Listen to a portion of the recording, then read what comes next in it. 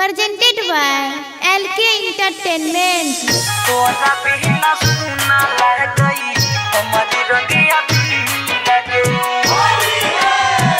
तोरा बिना सुना लग गई सचिन रिकॉर्डिंग स्टूडियो सहरसा। हमारी रंगिया भी लगे सिंगिंग ला धरती धन यादव। सुना लग गई हमारी रंगिया भी music by DJ Vikas Raja. Music by DJ Vikas Raja.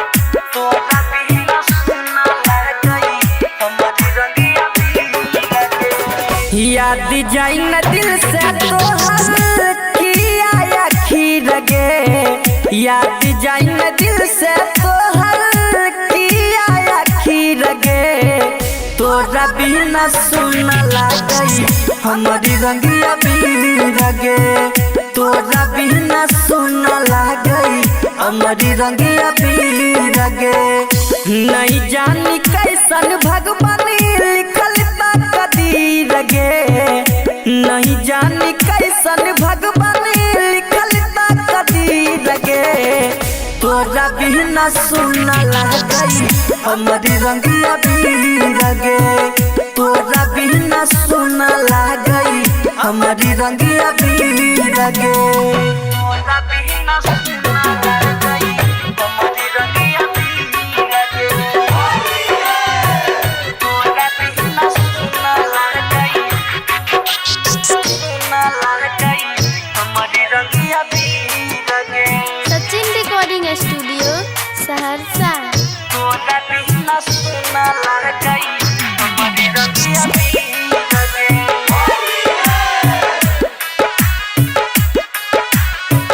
तोरा बिना सुना लगई हमारी रंगिया भी लगे छत पर से देखी तोरा नजरों में आबै छै बिरन जैसा दिन माला गई कुछ नहीं भाबै छै बिरन जैसा दिन माला गई कुछ नहीं भाबै छै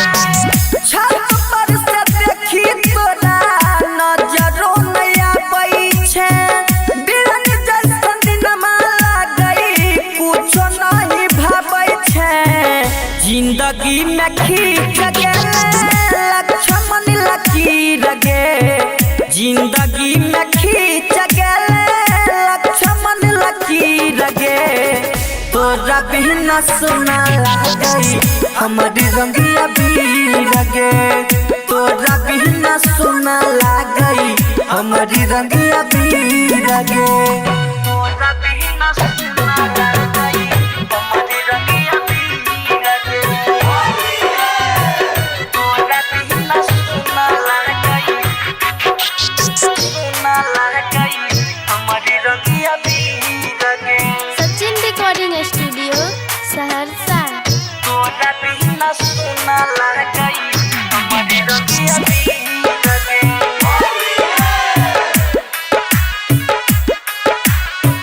तोरा बिना सुना लगई हमारी रंगिया भी लगे मर जाइए खुद के हम होलिका दहन में केते दिन घुट के जियौ तो रहे के गम में केते दिन घुट के जियौ तो रहे के गम में मर जाइए खुद के हम होलिका दहन में केते दिन घुट के जियौ तो रहे के गम में राइटर कृष्णा देखी रहता सबीर गे धरती धन अंकित से देखता सबीर गे तोरा बिना सुना लगई हमारी रंगिया